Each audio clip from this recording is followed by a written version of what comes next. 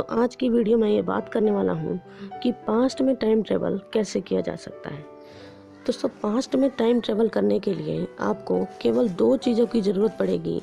पहला है worm hole and दूसरा है फोर्थ डायमेंशन। दोस्तों आइए सबसे पहले हम डायमेंशंस को समझते हैं। दोस्तों डायमेंशन को समझने के लिए हम सबसे पहले शुरुआत करते हैं ज़ीरोथ डायमेंशन से, जिसका मतलब होता है केवल एक डॉट।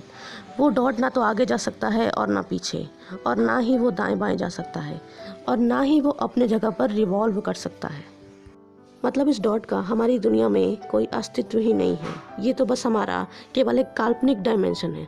तो बढ़ते हैं अपने अगले डायमेंशन की ओर, जो कि है फर्स्ट डायमेंशन। फर्स्ट डायमेंशन मतलब होता है दोस्तों दो डॉट और उसके बीच में एक लाइन, जिसका मतलब आप समझ गए होंगे कि इसमें रहने वाला व्यक्ति केवल आगे और पीछे जा सकता है दोस्तों, लेकिन वो ना तो दाएं जा सकता है और ना तो बाएं, और ना ही ऊपर नीचे, और उसकी दुनिया तो बस आगे और पीछे जाने में ही खत्म हो जाएगी दोस्तों। मतलब इस डायमेंशन में आगे और पीछे का कोई अस्तित्व होता ही नहीं है। तो आप बात करते हैं दोस्तों सेकंड डायमेंशन की, जिसका मतलब होता है जे। मतलब पिक्चर देखकर आप समझ गए होंगे कि इसमें रहने वाला व्यक्ति आगे पीछे और दाएं बाएं तो जा ही सकता है, पर इसमें रहने वाला व्यक्ति फर्स्ट डायमेंशन की तरह ही ऊपर और नीचे नहीं जा सकता दोस्तों। मतलब इसकी पर्टिकुलर लंबाई और चौड़ाई तो ज़रूर होती है, लेकिन उसकी कोई ऊंचाई और गहराई तो होती ही नहीं है दोस्तों। तो बढ़ते हैं अपने अगले डायमेंशन की ओर, जो कि है थर्ड डायमेंशन। जी हाँ दोस्तों, जिसमें आप रहते हो।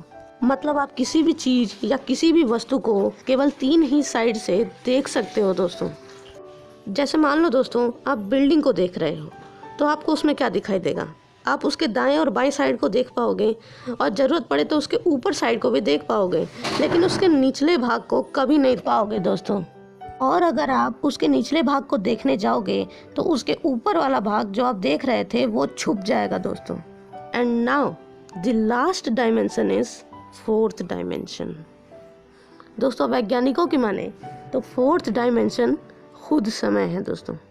जी हाँ दोस्तों, ऐसा माना जाता है कि फोर्थ डायमेंशन में रहने वाला व्यक्ति समय में आगे और पीछे दोनों में यात्रा कर सकता है। मतलब दोस्तों अगर आप किसी तरह फोर्थ डायमेंशन में चले जाते हो तो आप भी उस व्यक्ति की तरह समय में आगे और पीछे यात्रा कर पाओगे दोस्तों। पर अभी तक तो दोस्तों हमने अपने थर्ड डायमेंशन को भी पूरी तरीके से नहीं समझा है। ऐसा इसलिए दोस्तों क्योंकि आप जो भी डिजिटल चीज़ देखते हो, चाहे वो मोबाइल हो चाहे लैपटॉप हो, आप उसमें क्या देखते हो? आप उसमें सेकंड डायमेंशन ही देख पाते हो। उसमें कोई 3D डायमेंशन तो लगा ही हुआ नहीं होता। मतलब फोर्थ डायमेंशन के जरिए तो समय में यात्रा करने की बात तो छोड़ ही दो। तो चलिए बढ़ते हैं अपने नेक्स्ट पॉइंट की तरफ, जो कि है वर्म होल।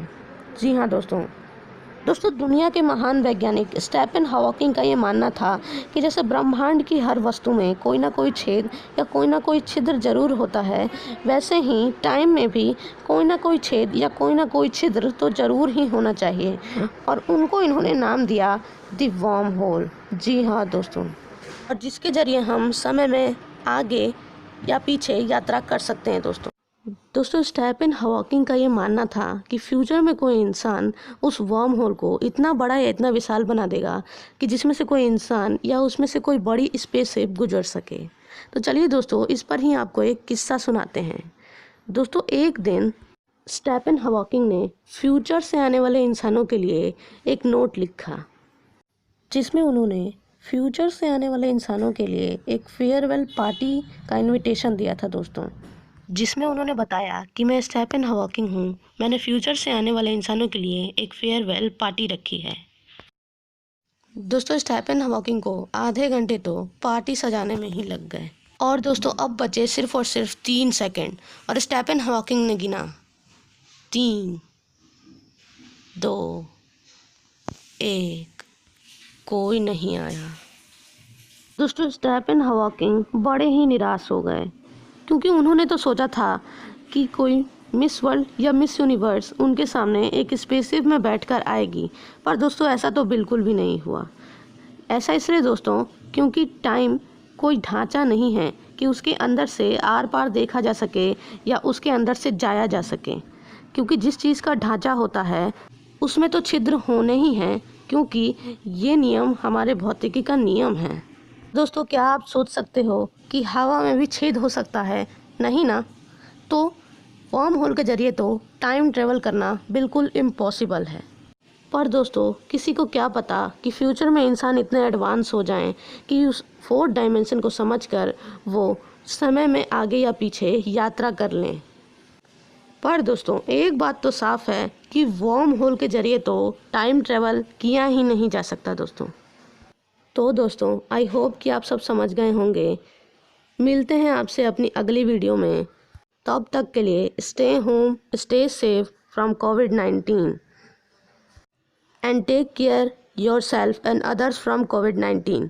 दोस्तों मेरी अगली वीडियो आने वाली है डायमेंशंस के ऊपर, जिसमें हम लोग साइंस और उसकी थ्योरीज के मुताबिक पूरे के पूरे 11 डायमेंशंस के बारे में जानेंगे। तो दोस्तों आप उस वीडियो को देखना ना भूलें। तब तक के लिए बाय बाय।